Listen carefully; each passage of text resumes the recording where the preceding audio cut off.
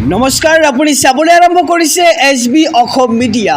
আজি হৈছে 26 এপ্ৰিল আৰু আজি ৰাতিপুৱাৰ কেইবাটাও গুৰুত্বপূৰ্ণ খবৰ আহি পৰিছে আৰু এনে ধৰণৰ খবৰসমূহ নিতৌ চাবলৈ চেনেলটো ছাবস্ক্ৰাইব কৰি ভিডিঅ'টো এটা লাইক কৰি দিব। জনাইছোঁ আজি সন্ধিয়াৰ প্ৰথমটো ব্ৰেকিং নিউজ। আন্তঃৰাষ্ট্ৰীয় প্ৰেক্ষাপটৰ এটি খুবেই ডাঙৰ খবৰ। আমেৰিকাৰ ৰাষ্ট্ৰপতি ডনাল্ড ট্ৰাম্পলৈ লক্ষ্য কৰি ভয়ংকৰ কাণ্ড। ৰাজধানী ৱাশ্বিংটন ডিচিত হোৱা ধোৱা পৰিস্থিতি। এক ডাঙৰ খবৰ জনাইছোঁ সমগ্ৰ ৰাজ্যবাসীক। ৰাষ্ট্ৰপতি ডনাল্ড ট্ৰাম্পলৈ লক্ষ্য কৰি ভয়ংকৰ কাণ্ড। ট্ৰাম্পলৈ লক্ষ্য কৰি গুলী চালনা দুৰ্বৃত্তৰ।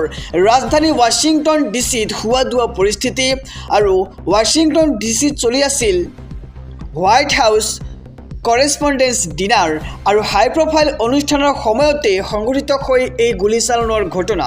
লগে লগে সুৰক্ষিত স্থানলৈ স্থানান্তৰ কৰা হয় ডনাল্ড ট্ৰাম্পক আৰু আমেৰিকাৰ ছিক্ৰেট ছাৰ্ভিচ এজেণ্টে নিয়ন্ত্ৰণ কৰে পৰিস্থিতি। এই অনুষ্ঠানত ট্ৰাম্পৰ সৈতে উপস্থিত থাকে পত্নী মেলানিয়া ট্ৰাম্প আৰু উপৰাষ্ট্ৰপতি JD ভেন্স আৰু আক্ৰমণকাৰী কৰায়ত্ব কৰিছে বুলি দাবী ৰাষ্ট্ৰপতি ডনাল্ড ট্ৰাম্পৰ।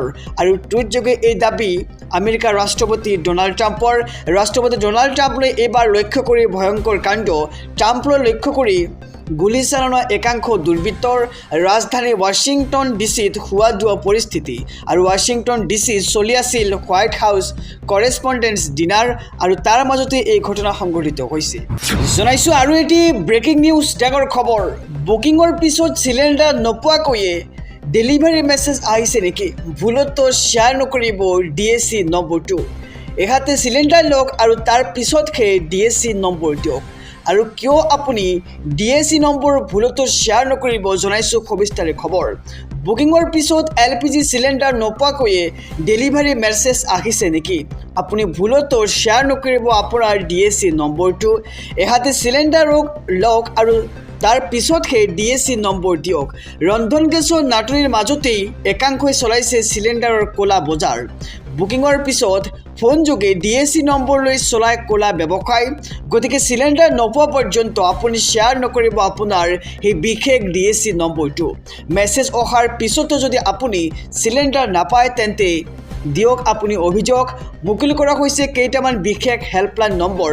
প্ৰথমটো নম্বৰ হৈছে 8927252667 আৰু এটি নম্বৰ হৈছে 8391990070 আৰু IOCLৰ তৰফৰ পৰা মুকলি কৰা হৈছে এই দুটা বিশেষ ফোন নম্বৰ। আৰু মিছ কলতে আপুনি বুক কৰিব, বুক হ'ব আপোনাৰ গেছ চিলিণ্ডাৰ আৰু আহিব নিশ্চিত মেছেজ। জনাইছোঁ আৰু এটি ব্ৰেকিং নিউজ, ডাঙৰ খবৰ। অহা 28 এপ্ৰিল পৰ্যন্ত অসমত জাৰি কৰা হৈছে অৰেঞ্জ এলাৰ্ট। ভয়ংকৰ ৰূপ ধাৰণ কৰিব বতৰে, ধুমুহা আৰু শিলাবৃষ্টিৰ আগজাননী।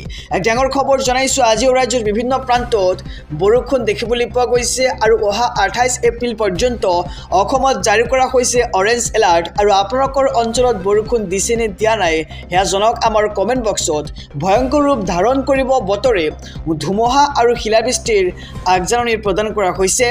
বিজুলী ঢেৰেকনিৰ তীব্ৰ আশংকা ব্যক্ত কৰা হৈছে। অৰেঞ্জ এলাৰ্টৰ পাছতে এইবাৰ লাগিছে হাহাকাৰ।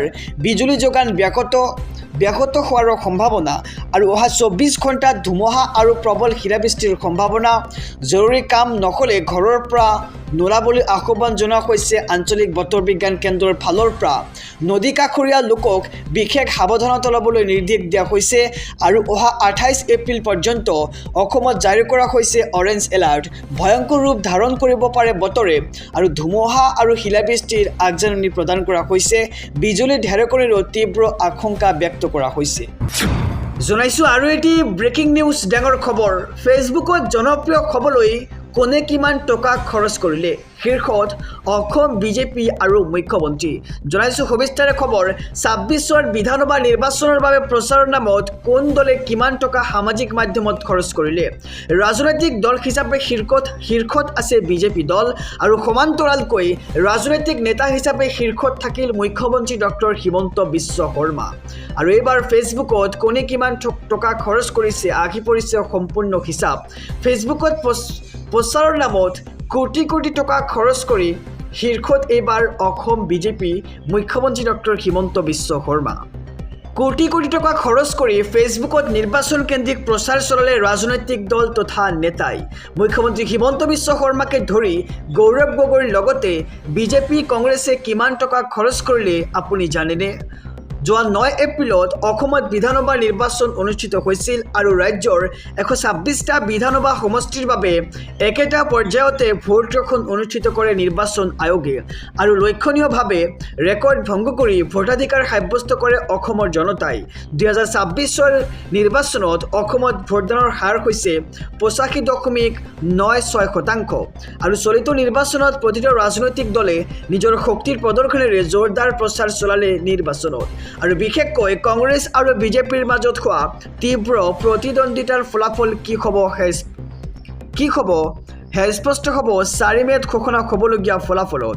আৰু সকলোৱে সেই বিশেষ দিনটোলৈ বাৰ চাই থকাৰ মাজতে এটা তথ্য প্ৰকাশ পাইছে, সেয়া হৈছে 26ৰ নিৰ্বাচনৰ বাবে প্ৰচাৰৰ নামত কোন দলে কিমান টকা সামাজিক মাধ্যমত খৰচ কৰিলে।